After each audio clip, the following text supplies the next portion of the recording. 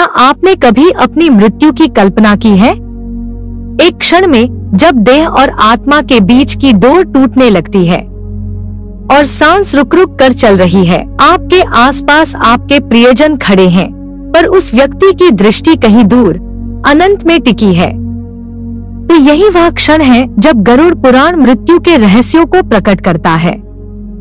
नमस्कार दोस्तों, आपका हमारे चैनल आत्मबोध में हार्दिक स्वागत है, जहां हम आपको सनातन धर्म की अमूल ग्रंथों में वर्णित ज्ञान को प्रस्तुत करते हैं। इस वीडियो के माध्यम से हम आपको गरुड़ पुराण में वर्णित मृत्यु के रहस्य से अवगत कराएंगे। तो यदि आप चैनल में नए जुड़े हैं, चैनल को सब्सक्राइब करें और बेल आइकॉन को प्रेस करें ताकि आने वाली वीडियो की नोटिफिकेशन आपको मिल सके। वीडियो को लाइक, कमेंट और शेयर करना ना भूलें। चलिए वीडियो स्टार्ट करते हैं। गरुड़ पुराण को भगवान श्री विष्णु ने अपने वाहन गरुड़ को सुनाया था।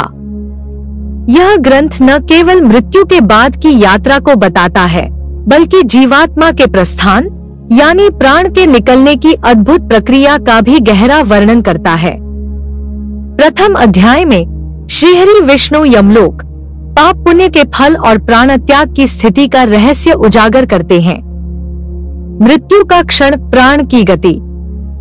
गरुड़ पुराण कहता है कि जब जीवन का समय समाप्त होता है, तब यमदूत अदृश्य रूप में प्राणी के समीप आते हैं।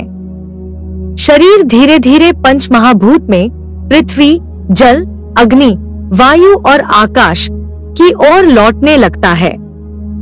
पहले शरीर की स्थूल शक्ति घटने लगती है, फिर इंद्रियां मंद पड़ने लगती हैं, फिर मन और प्राण के बीच की सूक्ष्म डोर ढीली होने लगती है।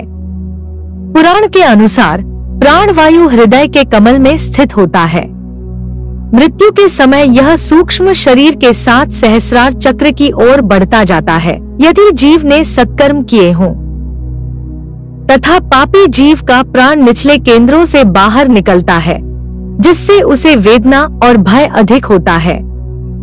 जैसा कि इस श्लोक में कहा गया है, यदा देहो कर्म सिद्ध स्वधर्मेण समाहिता प्राणो दत्तिष्ठति तीव्रं निक्षिप्य सुखदुःखयोः।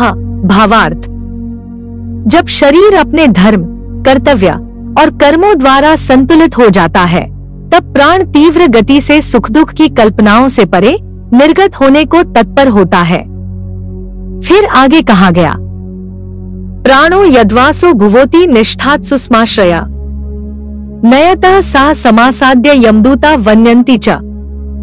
भावार्थ, जब प्राण शरीर के वास, स्थिति से निर्गत होता है, यानी वह सीमांत बिंदु छूट जाता है, वहीं से यमदूत उसे विच्छेदित कर ले जाते हैं। कल्पना कीजिए, एक वृद्ध पुरुष जीवन के अंतिम चरण में हो और शरीर की शक्ति कमजोर पड़ गई हो, इंद्रियां मंद और मन व्याकुल हो चुकी हो। शरीर के भीतर 5 तत्व हैं, पृथ्वी, जल, अग्नि, वायु, आकाश, एक एक क्रमशः क्षीण होते जाते हैं। उस क्षण उसका मन विचारों से भरा है, पुत्र परिजन, सुख दुख, कर्मों का फल, और वहीं अंदर एक विशुद्ध चेतना होती है जो शुद्ध आत्मा की ओर घुमाव करती है।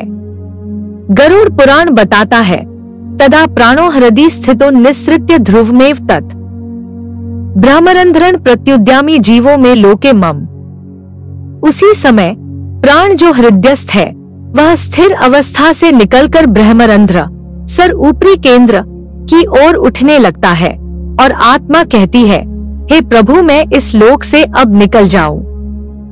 गरुड़ पुराण के प्रथम अध्याय में कहा गया है, जब देह अपना कर्तव्य पूर्ण कर लेती है, तब प्राण आत्मा को साथ लेकर बाहर निकलता है। यमदूत पापियों के लिए और विष्णुदूत सत्पुरुषों के लिए मार्गदर्शन करते हैं। जीव का मन उसके कर्मों की छाया बनकर यात्रा करता है। यह श्लोक हमें याद दिलाता है कि मृत्यु अंत नहीं, बल्कि एक यात्रा की शुरुआत है। सूक्ष्म अनुभव मृत्यु के अंतिम क्षण में व्यक्ति अपनी पूरी जीवन झलक देख सकता है।